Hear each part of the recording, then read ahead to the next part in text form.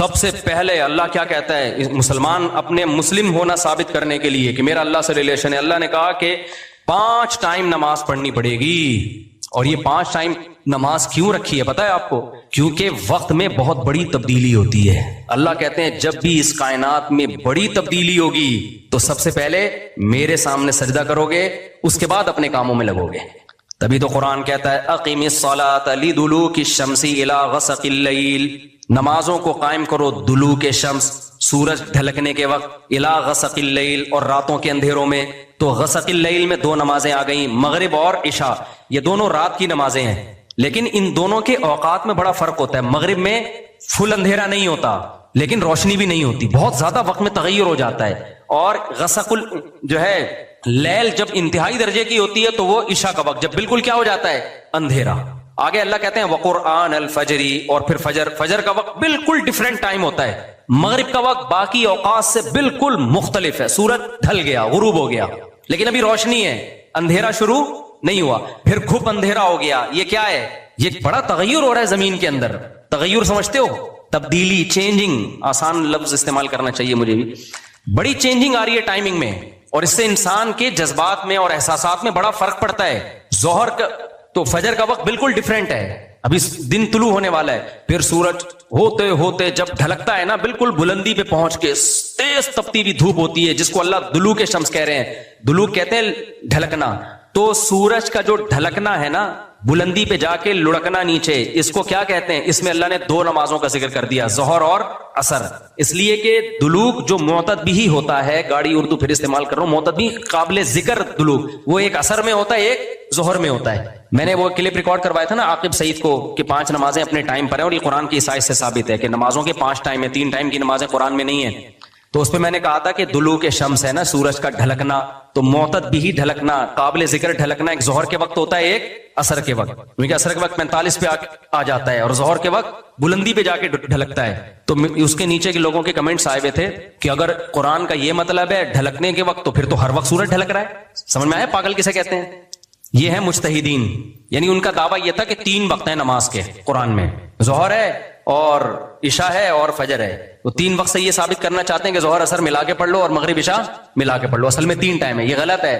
دلوک شمس کا لفظ ہے قرآن میں، اور دلوک سے مطلق دلوک مراد ہے، اور مطلق سے فرد کامل مراد ہوتا ہے. معتد بھی دیکھو، فرد کامل کو میں مثال سے سمجھاتا ہوں. پہلے میں یہ جنہوں نے اعتراض کیا نا اٹھ پٹانگ قسم کا، ان کے اعتراض کا جواب دوں. یہ کہتے ہیں ہر وقت، واقعی ہر وقت تو دلوک ہو رہا ہے، لیکن اس کا تو کوئی بھی قائل نہیں ہے. ایسے تو 1 کروڑ نمازیں ہو جائیں گی. ابے سورج بلندی پہ جا کے جب تک پورا غروب نہیں ہوتا تو ہر سیکنڈ ڈھلک ہی رہا ہے نا، تو کیا ہر سیکنڈ میں نماز پڑھیں گے؟ تو ظاہر ہے قرآن وہ بات کرے گا جو انسانوں کے فہم کے مطابق ہوں گی. تو اس سے صاف پتہ چلتا ہے وہ ڈھلکنا مراد ہے جو قابل ذکر ڈھلکنا ہو. تو قابل ذکر ڈھلکنا جس کو اصطلاح میں کہتے ہیں معتد بھی ڈھلکان، وہ جب ہے جب بلندی پہ جا کے پہلی دفعہ ڈھلکنا شروع ہو اور پھر 45 کے زاویے پہ آ جائے. اس سے زیادہ ڈھلکان والی نماز حدیث سے ثابت بھی نہیں ہے. نہیں آئی میرا خیال ہے بات؟ تو مطلق سے فرد کامل مراد ہوتا ہے. اس کو میں مثال سے سمجھاتا ہوں. دیکھو میں آپ سے کہتا ہوں چائے لے کر آؤ، آپ برف ڈال کے ٹھنڈی چائے لے آئے. میں کہوں گا یہ کیا لے آیا؟ آپ کہیں آپ نے بولا تھا گرم چائے لاؤ. میں بولوں گا جب میں نے چائے کا لفظ مطلق بولا ہے، اس کے ساتھ کوئی گرم یا ٹھنڈے کی قید نہیں لگائی، تو اس سے فرد کامل ہی مراد ہوتا ہے. کامل فرد چائے کا کیا ہے؟ کامل درجے کی چائے کیا ہے؟ جو گرم ہوتی ہے، درمیانی درجے کا میٹھا ہوتا ہے اور مناسب سی پتی ہوتی ہے. میں نے آپ سے کہا چائے لے کر آؤ، آپ 6 چمچ زہر بنا کے نا پتیوں کے ڈال کے لے آئے. اور سب میں نے کہا یہ کیا لے کر آیا ہے؟ آپ کہہ رہے ہیں، آپ بول رہے ہیں چائے. میں کہا بھائی تو زہر بنا دی. تو آپ بولو آپ نے یہ تھوڑی کہا تھا نارمل چائے، آپ نے تو چائے بولا تھا. تو چائے میں تو کوئی بھی چائے. سمجھ میں آ رہی ہے بات کہ نہیں آ رہی؟ یہ چیزیں اصول فقہ میں پڑھی جاتی ہیں جو آج کل کے اسکالرز نے نہیں پڑھی. تبھی قرآن و حدیث کا مطلب بھی ان کو سمجھ میں نہیں آتا. تو المطلق اذا اطلق یراد به الفرد الکامل، یہ اصول فقہ کا مسئلہ ہے اور لغت کا بھی مسئلہ ہے. قاعدہ ہے، ضابطہ ہے کہ جب بھی کوئی لفظ علی الاطلاق بغیر کسی قید کے بولا جائے گا تو فرد کامل مراد ہوتا ہے. اکمل نہیں، اکمل کا مطلب بہت اوپر کی زعفران والی چائے، نہ فرد کامل جو ناقص نہ ہو. زعفران والی چائے لے آؤ گے پھر بھی برا لگے گا. آپ بولو گے بھائی مفتی صاحب آپ نے چائے بولا تھا اور کہا تھا کہ فرد کامل مراد ہوتا ہے، تو میں اس میں زعفران ڈال کے لے آیا. اب میں پتہ نہیں زعفران پیوں نہیں پیوں یار، تو کیا کر کے لے آیا؟ میں تو کامل نہیں، میں تو اکمل. تو میں بولوں گا قاعدہ یہ ہے کہ مطلق جب بولا جاتا ہے تو نارمل جو کامل ناقص نہ ہو، اکمل مراد نہیں ہوتا اس سے. سمجھتے ہو؟ تو یہ قاعدے قرآن و سنت پہ بھی جاری ہوتے ہیں، کیونکہ اللہ میاں نے بھی تو کلام کیا ہے نا، نبی نے بھی تو کلام کیا ہے. تو نبی کے کلام میں بھی وہی لغت کے قاعدے چلیں گے جو عام قاعدے ہیں. سمجھتے ہو گے نہیں سمجھتے؟ تو اب دیکھو قرآن کہہ رہے اقیم الصلاۃ لدلوک الشمس، سورج کے ڈھلکنے کے وقت. تو ڈھلکنے سے فرد کامل جو کامل درجے کا ڈھلکنا ہے، تو کامل درجے کا ڈھلکنا ایک جب بالکل بلندی پہ جا کے ڈھلکنا شروع ہوتا ہے، اس کو کہتے ہیں ڈھلکنا، پہلی دفعہ جب ڈھلکنا. اور دوسرا جب 45 کے زاویے پر جو عصر کے قریب کا ٹائم ہے جس میں سورج میں تغیر پیدا ہونا شروع ہو جاتا ہے، تو یہ ڈھلکنا ہے. تو اب جب بھی زمین میں کوئی نیا ٹائم داخل ہوتا ہے نا، تو اللہ کہتے ہیں کیا کرنا ہے؟ سب سے پہلے اللہ کا شکر. تبھی علماء نے اصول فقہ کی کتابوں میں لکھا ہے کہ نمازوں کے جو اوقات ہیں نا، یہی نماز کا سبب ہے. سمجھتے ہو؟ اللہ میاں نے نمازوں کے اوقات کو نماز کا سبب بنا دیا. اب اس بات کو بھی سمجھو، اصل میں نماز کا سبب ہے اللہ کے احسانات. نماز جو ہم پڑھتے ہیں اس کا اصل سبب کیا ہے؟ اللہ کے احسانات. اب اللہ کے احسانات تو 24 گھنٹے ہیں، تو کیا 24 گھنٹے پڑھتے رہیں؟ ظاہر ہے اس میں حرج ہے. تو اللہ میاں نے کیا کیا؟ اللہ میاں نے بولا دیکھو شریعت کا ایک اصول ہے. ابھی کیا تمہیں پورا اصول فقہ بیٹھا کے سمجھاؤں میں، لیکن کیا کریں، سمجھائے بات سمجھ میں آتی نہیں. دیکھو شریعت کا اور کامن سینس کا بھی ایک اصول ہے کہ جب کسی، پہلے مشکل اردو میں سمجھاتا ہوں پھر ایکسپلین کروں گا. جب کسی حکم کا مدار کسی حقیقی سبب پہ رکھنا ممکن نہیں ہوتا نا، تو سبب ظاہر پر حکم کا مدار رکھا جاتا ہے. مشکل ہے مجھے پتا ہے، آسان کر کے سمجھا رہا ہوں. دیکھو ہم جو سفر میں 2 رکعتیں پڑھتے ہیں، اس کی اصل وجہ ہے مشقت. کیوں ہم 2 رکعتیں پڑھتے ہیں؟ بھائی ٹینشن ہے سفر میں. اللہ نے نماز کیا کر دی کہ بھائی سفر میں آدمی ایسے راحت میں نہیں ہوتا جیسے گھر میں ہوتا ہے نا. تو اللہ میاں نے کیا حکم دیا کہ بھائی کتنی پڑھنی ہے؟ 2 پڑھنی ہے. تو اصل جو وجہ ہے نا سفر میں 4 کی 2 جو اللہ نے کر دی ہیں، اس لیے کہ سفر میں آدمی اتنی خوشی اور راحت میں نہیں ہوتا بلکہ تھوڑی سی ٹینشن میں ہوتا ہے. لیکن اگر اللہ تعالیٰ یہ کہتے کہ ٹینشن ہی پر حکم کا مدار ہے، تو یہ ٹینشن کم ہونے کے بجائے بڑھ جاتی. وجہ اس کی ہے کہ ہم سوچتے رہتے پتہ نہیں مجھے سفر میں ٹینشن ہو بھی رہی ہے کہ نہیں ہو رہی ہے. بعض دفعہ لوگ سفر میں گھر کی نسبت زیادہ خوش ہوتے ہیں. آپ جا رہے ہو جہاز میں یا ٹرین میں، بڑا مزہ آ رہا ہے، آدمی کو یار اللہ میاں نے تو کہا تھا ٹینشن کی، اب تو ٹینشن نہیں ہو رہی. تو وہمی تو ویسے ہی بڑھ جاتا وہمیوں کا پروگرام نا. وہ تو سارا جو 6 گھنٹے جس کا وضو نہیں ہوتا، وہ یہ کیسے سوچے گا کہ مجھے ٹینشن ہو رہی ہے کہ نہیں ہو رہی. پھر اگر ہو رہی ہے تو کتنے کلو ٹینشن ہو رہی ہے. بعض دفعہ ہو رہی ہے لیکن آدمی کہتا ہے یار اتنی تو مجھے گھر میں بھی ہوتی ہے، یا ہو سکتا ہے نہیں ہوتی ہے. تو اسلام ان بکھیڑوں سے نکال کے اللہ میاں نے کیا کیا؟ بھائی سفر سبب ہے ٹینشن کا، اور ٹینشن سبب ہے نماز کا. تو اصل سبب تو ٹینشن ہے، لیکن اگر ٹینشن پہ میں نے ڈال دیا نا مدار، تو یہ ٹینشن کم نہیں ہوگی، بڑھے گی. لہذا سفر پہ ڈال دیا میں نے. اب سفر ہوگا تو چھوڑ دو، ٹینشن ہے یا نہیں وہ 2 پڑھا کرو. نہیں ہے بات، میرا خیال ہے. تو یہ ٹینشن سے بچانے کے لیے اللہ نے کہہ دیا اب سفر میں چاہے انجوائے بھی کر رہا ہو نا آدمی، تو بھی ہم کتنی پڑھتے ہیں؟ 2 پڑھتے ہیں. اور مقام پہ جتنی مرضی ٹینشن میں ہو پھر بھی پوری 4 پڑھتے ہیں. تو یہ اصول، اور یہ دنیا میں بھی یہ اصول چلتے ہیں. سمجھتے ہو کہ نہیں سمجھتے؟ تو یہاں بھی اللہ نے کیا کیا؟ اللہ میاں نے فرمایا اصل میں تو تم پہ نماز فرض ہے اس لیے کہ میرے احسانات تم پر بہت ہیں. اب وہ احسانات تو ہر وقت بولو ہوتے رہتے ہیں. اب ہر وقت احسانات ہیں تو اب ہر وقت پڑھتے ہیں نماز، وہ تو ناممکن ہے. تو اللہ میاں نے کہا کہ بھائی دیکھو اللہ کے احسانات میں جو تجدد ہوتا ہے نا، جدت آتی ہے، وہ ٹائم کے لحاظ سے آتی ہے. ہماری پوری زندگی کا نظام کس سے چل رہا ہے؟ ٹائم سے چل رہا ہے. تو وقت جیسے ہی تبدیل ہوتا ہے نا، ایک نئی نعمت کا ظہور ہوتا ہے. تو تبدیلی وقت پہ حکم کا مدار رکھ دیا اللہ تعالیٰ نے. ٹائم جیسے جیسے چینج ہوگا تو سمجھ لو کہ اللہ کی نئی نعمت مل رہی ہے تمہیں. تو اس نئی نعمت پہ شکرانے کے لیے تم نے کیا کرنا ہے؟ نماز پڑھنی ہے. تو ٹائم چینج ہوتا ہے. تو ٹائم جو ہے نا، اب ٹائم تو 24 گھنٹے میں ہر سیکنڈ میں چینج ہو رہا ہے. تو وہی بات ہے، اللہ نے کہا ہر سیکنڈ میں چینج ہو رہا ہے، لیکن دلوک شمس والا ٹائم اور رات والا ٹائم اور وقرآن الفجر، فجر والا ٹائم، اس میں ٹائم میں بڑا تغیر آتا ہے. تو بڑا تغیر آتا ہے تو نئی نعمت مل رہی ہے. اور لہذا جب نئی نعمت مل رہی ہے، حقیقت میں نہ بھی مل رہی ہو اور حقیقت میں اس سے پہلے بھی مل رہی ہو نہیں، لیکن اب فرض یہ کر لیا گیا ہے کہ جب ٹائم چینج ہوگا تمہیں نئی نعمت ملے گی، اور نئی نعمت ملے گی تم پر لازم ہے کہ اللہ کا شکر ادا کرو آگے. تو اس لیے علماء نے اس مسئلے کو بڑا اچھا سمجھا، اصول فقہ میں ایکسپلین کیا ہے کہ نمازوں کا جو سبب ہے نا وہ کیا ہے؟ اوقات کی تبدیلی. جیسے 2 رکعتوں کا سبب سفر ہے، حالانکہ اصل میں نہیں ہے، اصل میں تو کچھ اور ہے، لیکن اب اللہ نے کیا بنا دیا سفر کو. تو ایسے ہی نمازوں کے واجب ہونے کا سبب کیا ہے؟ وہ وقت میں بڑی تبدیلی. تو یہ 5 ٹائم اس زمین پر ایسے ہیں جس میں بڑی تبدیلی ہوتی ہے، اور ان بڑی تبدیلیوں سے انسان کو اللہ کی نعمتوں کا احساس ہوتا ہے. اگر یہ ٹائم رک جائے نا تو ہماری زندگیوں کی رنگینیاں ختم. صرف فجر ہی کا ٹائم ہو، ظہر میں جو الگ سی انسان کی فیلنگ ہوتی ہیں، عصر میں الگ فیلنگ ہوتی ہیں، مغرب میں الگ، انجوائے کرتا ہے انسان لائف کو. نہ ہر وقت اسے مغرب کا ٹائم چاہیے، اسے عشاء بھی چاہیے لیکن ہر وقت عشاء نہیں چاہیے، اسے فجر کی بہاریں بھی چاہیے لیکن ہر وقت فجر کی بہاریں نہیں چاہیے، اسے دوپہر کی چلچلاتی دھوپ بھی چاہیے، ہر وقت نہیں چاہیے، شام کی ٹھنڈی چھاؤں بھی چاہیے جو عصر کے ٹائم ہوتی ہے۔ اور کیسے سمجھائے میرے بھائی میرے پاس اس کے علاوہ؟ تبھی تو 5 نمازیں ہیں، تو 2 نمازیں اکٹھی بیٹھی نہیں ہوتی، سمجھ رہے ہو؟ کیونکہ اوقات 5 ٹائم چینج ہوتے ہیں اور بڑی تبدیلی آتی ہے، تو 3 ٹائم کیوں پڑھ رہے ہو بھائی تم نماز؟ باقی قرآن و حدیث کے حوالے کیا ہیں وہ میں انشاءاللہ بھی ریئیکشن ریکارڈ کرواؤں گا، اس پہ وہ آ جائیں گے۔ تو میرے بھائی تو یہ اسلام ہے جو ہمیں کہتا ہے کہ جب وقت میں بڑی تبدیلی ہوگی تو تمہیں اللہ کی نعمت کو واقعی ہوتا بھی ہے، آپ رات کو سو جاؤ ٹائم پہ، صبح صادق کا وقت جب ہوتا ہے نا، نیند پوری ہوتی ہے، خدا کی قسم دل میں ذرا سی بھی اللہ کی محبت کا جذبہ ہونا تو انسان کے دل میں اللہ کی محبت کی چنگاریاں پیدا ہوتی ہیں صبح کے ٹائم کو دیکھ کے کہ میرے رب نے مجھے رات کو سلا دیا اور بالآخر اب سورج دوبارہ سے نکل کے اپنی ذمہ داری پوری کرنے والا ہے۔ دل چاہتا ہے اللہ کو راضی کروں، اٹھوں میں اللہ کے سامنے جاؤں۔ ہم تو پوستیوں کی طرح میجورٹی تو سوری ہوتی ہے نا، اٹھتی 12 بجے ہے کم وقت، اس کو کیا پتا وہ صبح اور وہ چھاؤں ستاروں کی اور وہ نور۔ شاعر نے کہا تھا، اگلا مصرع بھول گیا کیونکہ نبی میں رٹا لگا کے یاد کیا تھا 9th کلاس میں اردو ادب میں، وہ صبح اور وہ چھاؤں ستاروں کی اور وہ نور دیکھے تو غش کرے ارینی گوئے اوجے تور۔ واہ واہ، اب یاد آ گیا۔ آپ کو سمجھ میں نہیں آیا ہوگا کیونکہ اردو برباد ہو رہی ہے۔ شاعر نے کہا ہے ارینی، موسیٰ علیہ السلام نے کوہ طور میں کہا تھا نا ارینی، اے اللہ مجھے اپنا جلوہ دکھا، تو گوئے اوجے تور، تور کے پہلو سے جو آواز آئی تھی نا ارینی، تو وہ والا منظر، وہ روحانی منظر ہوتا ہے، وہ صبح اور وہ چھاؤں ستاروں کی اور وہ نور، یعنی ستاروں کی چھاؤں کے بعد جب صبح پیدا ہوتی ہے نا تو وہ کوہ طور والا منظر، روحانی منظر پیدا ہوتا ہے جب کوہ طور سے موسیٰ علیہ السلام کی ارینی کی آواز آئی تھی۔ یہ شاعروں کا تخیل ہوتا ہے، کوئی میرے پہ توہین کا فتویٰ نہ لگا دینا بھائی۔ تو فتوے مارکیٹ میں توہین کے آج کل بہت ہلکے چل رہے ہیں، تو ہم اپنے بیان کی طرف چلتے ہیں۔ تو یہ 5 نمازیں اللہ نے کیا کر دی میرے بھائی؟ بولو، اصل تو عبادت اسلام میں ہے ہی نماز۔ اصل کیا ہے؟ 5 ٹائم دن میں۔ تبھی علماء کہتے ہیں معافی نہیں ہوتی ہے کبھی، موت تک چلتی رہتی ہے، کیونکہ ٹائم آتا رہتا ہے نا، ٹائم آئے گا تو نماز لازم ہوتی رہے گی، یا تو ٹائم روک لو۔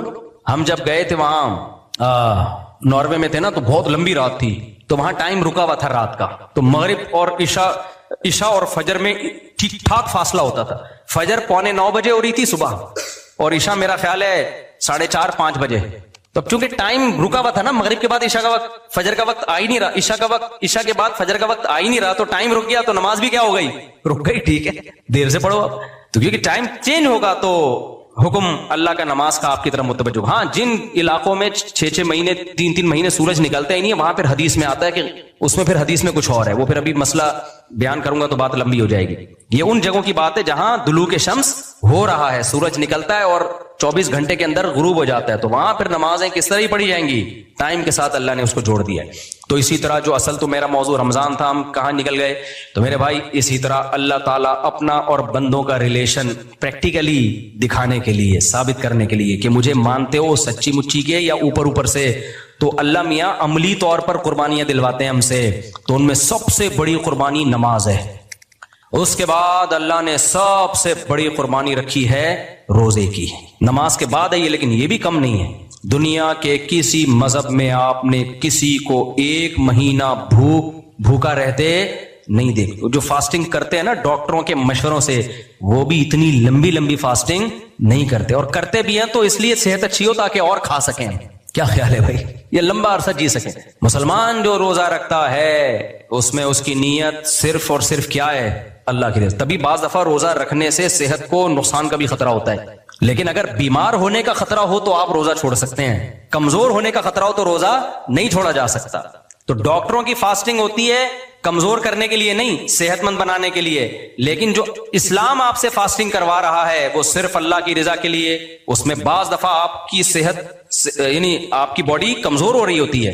مثال کے طور پر آپ نے افطاری کی 2 کھجوروں کے ساتھ، اور نیت آپ کی یہ تھی کہ سحری میں طبیعت سے پھوڑوں گا میں، اور ویٹ بھی آپ کا صحیح ہے۔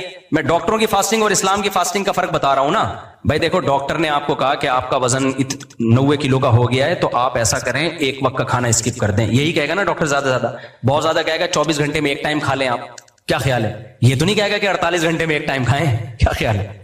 اب کیا کیا، اور آپ کا وزن، اور جس کا وزن 60 کلو ہے اس کو تو یہ مشورے بھی نہیں دے گا، لیکن اسلام کیا کہتا ہے؟ بچہ جب بالغ ہو جائے تو اس کا وزن بے شک 45 کلو ہو، بھلے 30 کلو ہو، بھلے 35 کلو ہو، بھلے 25 کلو ہو، 25 किलो के भी होते हैं।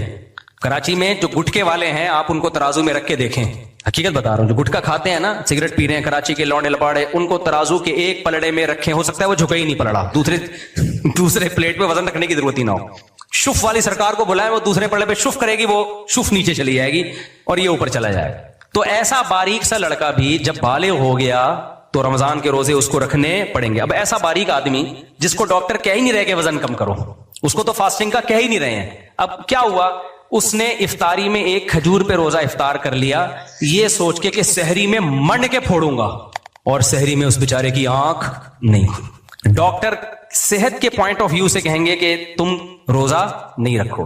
मुफ्ती साहब क्या कहेंगे, तुम्हारे बाप को भी रखना पड़ेगा जब तक मौत का खौफ ना हो या बीमार होने का खौफ। बीमार तो वो होता है जिसको शुगर हो, उसकी शुगर डाउन होने का खतरा होता है। नॉर्मल आदमी भूख से मरता नहीं है, ना बीमार होता है, पता है आपको, तड़पेगा, कमजोर हो जाएगा, मरेगा नहीं। भूख से मरना बहुत मुश्किल काम है, बहुत मुश्किल काम है, बहुत टाइम तक भूखा रहेगा तब जाके मरेगा। हाँ, शुगर का पेशेंट तो है तो एक अलग बात है, उसका शुगर डाउन हो जाती है एकदम। तो मुफ्ती क्या कहेगा, इस्लाम क्या कहेगा, ना भाई तू मुसाफिर है तो छोड़ सकता है, तू बीमार है या बीमार होने का खतरा है, गालिब गुमान हो, सिर्फ खतरा भी काफी नहीं है, गालिब गुमान हो, वरना खतरा तो हर वक्त हर आदमी को होता है बीमार होने का, ऐसे मौहूम खतरों का एतबार नहीं होता। तो पता है चला भाई ये रोजा किसकी खातिर रख रहा है, वो अलग बात है, जिम्मन उसकी सेहत भी फिर अल्लाह अच्छी कर देता है रोजे की बात, लेकिन ये कुर्बानी मुसलमान किसके लिए दे रहा है मेरे भाई, अल्लाह के लिए दे रहा है। और अगर फास्टिंग डॉक्टरों के हम सेहत के लिए कर रहे होते तो फिर ये टाइम तो है ही नहीं ना, सुबह हमें 3 बजे उठने की क्या जरूरत थी, डॉक्टर कहते हैं दोपहर 12 बजे खाओ, अगले दिन 12 बजे खा लो, वो ज्यादा आसान है। अल्लाह मियाँ ऐसे टाइम पे खाना खिलवाते हैं जब पूरी दुनिया में हमारे अलावा कोई भी दुनिया में नहीं खा रहा होता। उस टाइम पे कोई 3:30-4 बजे पूरी दुनिया में जापानियों को भी नहीं हमने देखा, वो भी फजर के टाइम जाके कुछ नाश्ता वाश्ता करने का सोच रहे होते हैं। तो ये रमजान है क्या, अल्लाह हिला देता है हमें थोड़ा सा, क्योंकि हम अल्लाह को भूलने लगते हैं, तो अल्लाह फजर के वक्त में हमें हिला देता है कि तुम जाओ अल्लाह के यहाँ हाजिरी दो, फिर हम अल्लाह को भूल जाते हैं। अल्लाह जोहर में दोबारा मुअज्जिन से अजान कहलवाता है, भाई मैं सबसे पहले हूं, सबसे पहले कौन हूं, मैं हूं, फिर हमें अल्लाह याद आता है। इंसान की तबीयत में भूल है, फिर भूल जाता है अल्लाह को, अल्लाह भी यहाँ असर में क्या करते हैं, चल भाई दोबारा आ जा। तो इसी तरह फिर अल्लाह में अब यूज्ड टू हो जाता है नमाजी, जब यूज्ड टू हो गया तो अल्लाह कहते हैं इबादत का स्टाइल चेंज करो। अब क्या करो, नमाज से तू आदी हो गया ना, सुबह आ रहा है ऑटोमेटिकली, तो फिर तुझे खुद भी नहीं पता मैं क्यों जा रहा हूं। तो अल्लाह मियां कहते हैं अब थोड़ी हलचल जरूरी है, तू फिर खुदा को भूल रहा है, तेरी तो आदत पड़ गई है नमाज पढ़ने की, आदत पड़ गई है। तो अब अल्लाह कहते हैं अब थोड़ा सा डिफरेंट, अब क्या कर, एक बिल्कुल अलग नौयत का काम करना है, मेरी खातिर 1 महीना खाना पीना छोड़ दे। फिर हिल जाता है। तभी तो देखो रमजान में जो रोजे रखते हैं, अल्लाह की मोहब्बत कैसी दोबारा से पैदा होती है कि नहीं होती, एहसास होता है यार हम मुसलमान हैं। और आखिरी अशरे में तो कितना ही गुनाहगार से गुनाहगार हो वो भी मस्जिद में आ जाता है। तो ये अल्लाह मियां ने हिलाया होता है, हमें एक अलग अंदाज से कुर्बानी ले रहे हैं अल्लाह मियां। हज में अलग अंदाज से कुर्बानी है। अब रमजान के रोजे भी तो रखते रखते रखते रखते हर साल आदत पड़ जाती है ना, तो अल्लाह हज में अलग कुर्बानी, इतनी सख्त कुर्बानी है ना, हज के वो 5 दिन जो इहराम वाले होते हैं, बिल्कुल ही डिफरेंट अंदाज की कुर्बानी है। वो घूम रहे हो बैतुल्ला के गिर्द, चक्कर लगा रहे हो, रमी कर रहे हो, 2 चादरें पहन ली, सफेद बगैर सिले हुए कपड़े, टिंड करा रहे हो, है भाई ये सब क्या हो रहा है। आदमी कहता है यार ये खुशबू नहीं लगा रहे, खुशबू लगाने पर पाबंदी लगा दी, बिल्कुल ही अलग। और सफा मरवा में दौड़ रहे हो, ये ना रमजान में ऐसी इबादत, ना नमाज में ऐसी इबादत, बिल्कुल डिफरेंट अंदाज है इबादत का। बकरीद में अल्लाह बिल्कुल एक अलग जानवर लाला के काटो मेरे नाम पे, ये ना हज में इस टाइप की इबादत है, ना उम्रे में है, ना रमजान में है, ना नमाज में है, वो बिल्कुल अलग। तो ये अल्लाह मियां जो हमसे करवा रहे हैं ना, ये बताने के लिए कि मैं तुम्हारी जिंदगी में इन रहूं। समझते हो कि नहीं समझते? तो कामयाब वही होगा जिसकी जिंदगी में अल्लाह इन होगा, और जिसने अल्लाह को अपनी जिंदगी से आउट किया तो वो जन्नत से क्या हो जाएगा, आउट। अल्लाह कहेगा कि जन्नत में इन होने के लिए जरूरी है कि दुनिया में तुम मुझे अपनी लाइफ में इन रखो। कल एक खातून ने मसला पूछा, वो कहने लगी, वो नाम नहीं लेनी अपने रिश्ते का ना, बस ये बता के बयान खत्म करता हूं। तो खुलासा ही निकला कि रोजे रख लिया करो तमीज से, ठीक है ना, अभी से नियत करो, और नफली रोजों की आदत डाला करो। पीर जुमेरात का रोजा हो गया, तो हमें अल्लाह से ताल्लुक को हमने दिखाना है। अल्लाह खाली पीली जबानी बातें नहीं मानता, और ये इस्लाम का हम पर एहसान है कि हमें जब अल्लाह का तारुफ करवाया ना, तो अल्लाह के तारुफ के साथ फिर उसने हमें अल्लाह से रिलेशन मजबूत करने का तरीके भी बताए हैं, और बताया कि जब अल्लाह को मानोगे तो फिर वो वाला मानोगे जैसा मानने का हक है। इससे ही तो अल्लाह की मोहब्बत पैदा होगी, वरना वो वाला मानना जो गैर मुस्लिम मानते हैं, उस मानने ना मानने में कोई ज्यादा फर्क नहीं है। तो ऐसा वाला मानना अल्लाह नहीं मानता इसमें। तो भाई وہ میں بتا رہا تھا خاتون نے نا مجھ سے، میں نے مسائل ریکارڈ کرواتا ہوں نا آسک والے چینل پہ، تو اس میں کسی نے پوچھا، وہ اپنے وہ رشتے کا نام نہیں لے رہی کہ میرے شوہر نے مجھے کہا ہے کہ ان سے جو ہے نا ریزرو رہو، اب وہ نام نہیں لے رہی، تو کہہ رہی ہے کہ وہ مجھے لگ رہا ہے وہ جٹھانی وٹھانی یا ساس واس ہے، ان سے میں نے جب بھی بنانے کی کوشش کی ہے انہوں نے مجھ سے توڑنے کی کوشش کی، ان کو جب بھی میں نے سمجھایا تو کیا میں ان سے میں نے کہا آپ ان کو اپنی زندگی سے ان کرنے کے بجائے، اپنی زندگی میں ان کرنے کے بجائے کیا کر دیں، آؤٹ کر دیں۔ نام نہیں لے رہی کہ کون ہے، جٹھانی ہے یا ساس ہے۔ میں نے کہا دیکھو یہ خاتون ان سے کتنا ڈر رہی ہے، تو جب اتنا ڈر رہی ہے بھائی، اتنی خطرناک ہے یہ ان، تو اس ان کو ان کرنے کے بجائے کیا کر دو، آؤٹ کر دو۔ تو بھائی میرے اللہ میاں کو ہم اپنی زندگی سے آؤٹ نہیں کر سکتے، ان کرنا پڑے گا۔ اور یہ اسلام سے، میں تو کہتا ہوں یار ہمیں اللہ نے مسلم پیدا کر کے خدا کی قسم ہم پر بہت بڑا احسان کر دیا، سب سے بڑا احسان اللہ نے ہمیں اسلام دے کے کیا ہے۔ کیسا خوبصورت عبادت کا نظام دیا، اگر ہم مسلم نہ ہوتے، اللہ نہ کرے تو کیا ہوتا، کتنے مسائل۔ ابھی لاہور میں کانفرنس ہونے والی ہے، بہت سے غیر مسلم مسلمان ہوئے ہیں، اس کانفرنس کے یہ کہ اگر ہم مسلم نہ ہوتے تو، یہ اسلام دنیا میں نہ ہوتا تو دنیا ہوتی کیا، دنیا ہوتی کیا؟ سب سے پہلی بات ہماری تو چار ہوتی نہیں، اگر ہم اللہ نہ کرے بچے ہی نہ ہوتے، یہ خوشیاں جو گھروں میں ملی ہیں کس کی برکت سے ملی ہیں، اولادیں ہی نہ ہوتی، ہم بھی انگریزوں کی طرح ایک گرل فرینڈ ہوتی اور اس کا کوئی پتہ نہیں، کسی بھی وقت مارکیٹ سے شارٹ۔ اور عورت کا تو ایسا بیڑا غرق ہوتا نا سوسائٹی میں، ہماری مائیں نہ ہوتی، ہماری بہنیں نہ ہوتی، عورت گوروں کی طرح، جاپانیوں کی طرح اکیلی گھوم رہی ہوتی کسی بوائے فرینڈ کے ساتھ، نہ اس کا پیچھے پوچھنے والا کوئی بھائی اور نہ وہ کسی کی ماں ہوتی، بس فزیکلی ہوتی، بچے اس کی خدمت کر کے ثواب حاصل نہیں کر رہے، ریلیشن تو ہوتے ہی نہیں، نہ ہم اتنے صاف ستھرے ہوتے جتنے اب ہیں۔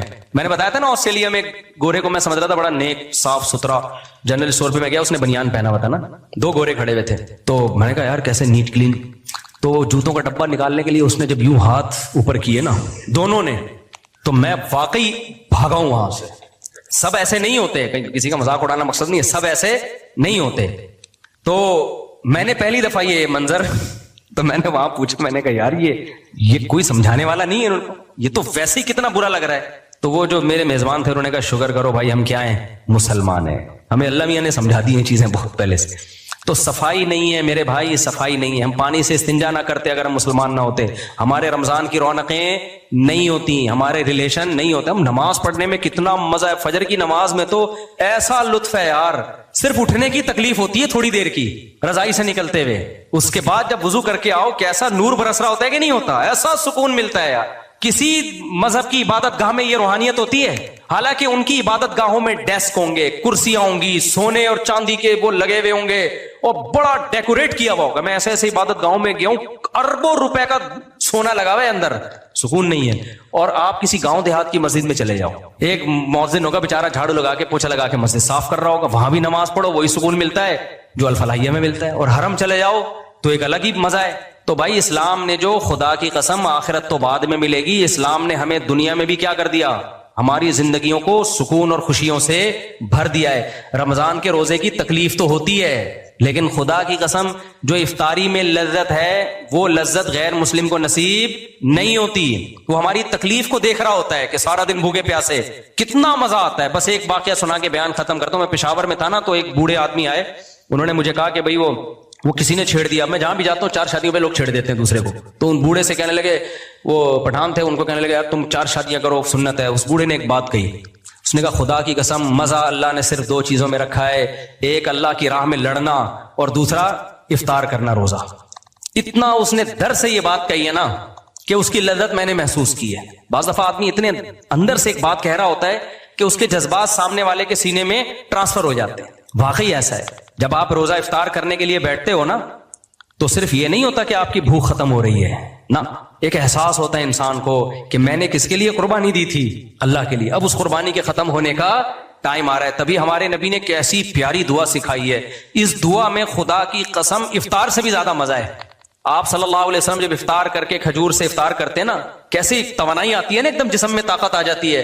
تو آپ فرماتے ذهب الظما، شدید پیاس کا روزہ ہو، کھجور کھاؤ اور پانی پیو، تو آپ فرماتے ذهب الظما، پیاس چلی گئی۔ یہ بتانے کی ضرورت ہے کہ پیاس چلے گی، لیکن نبی اللہ کا شکر ادا کرنے کے لیے اپنی زبان سے یہ الفاظ دہرا رہے ہیں، ذهب الظما، پیاس چلی گئی۔ کیوں؟ اس لیے کہ یہ کہنے میں مزہ آتا ہے، یہ کہنے میں کیا آتا ہے، لطف آتا ہے۔ ذهب الظما پیاس چلی گئی، وابتلت العروق اور رگیں تر ہو گئیں. کیسا ٹھیلا خشک ہوا ہوتا ہے مغرب سے پہلے روزے دار بھی چڑچڑے ہوئے ہوتے ہیں، پکوڑوں کی دکان پہ جھگڑے، پیٹرول پمپ پہ لڑائیاں، اور افطاریوں پہ تو ہم نے رولوں پہ لڑتے ہوئے، رول نہیں ہوتے، ایک خاندان تھا، بھی اشارہ نہیں کروں گا، رول پہ لڑائی ہوئی ہے ان کی، افطار ہوا نہیں ہے، بھی رول پہ لڑائی، وہ اس نے یوں کر کے آگے کر لیا، اس نے یوں کر کے پیچھے کر لیا. تو یہ سب آنتوں کی خشکی کی وجہ سے ہو رہا ہوتا ہے. ہم لوگ ڈر گئے تھے ان کو دیکھ کے، ہم نے کہا پتہ نہیں کیا ہو گیا، بعد میں پتہ چلا وہ رول پہ لڑائی ہوئی ہے، کیونکہ اس سے بھوک کی حالت میں دسترخوان بھی اچھا لگ رہا ہوتا ہے. آدمی کہتا ہے دسترخوان کھا جاؤں گا، وہ تو جب 2 نوالے پیٹ میں اترتے ہیں پھر رول کا پتہ چلتا ہے بھائی 50 روپے سے زیادہ یا 20 روپے سے زیادہ کی ویلیو نہیں ہے. اس سے پہلے کیا جذبات ہوتے ہیں. تو آپ نے فرمایا ذهب الظما وابتلت العروق، رگیں کیا ہو گئیں؟ تر. وثبت الاجر انشاءاللہ، اور فرمایا روزے کا اجر اللہ نے لکھ کے، دنیا کا بھی مزہ دے دیا اللہ نے، اور آخرت میں بھی اس کو محفوظ کر لیا. اور اس سے بڑی خوشی کیا ہوگی میرے بھائی کہ جسمانی لذت بھی اور روحانی لذت بھی، اس سے غیر مسلم محروم ہے. تو اللہ ہمیں اسلام کی قدر کی توفیق عطا فرمائے.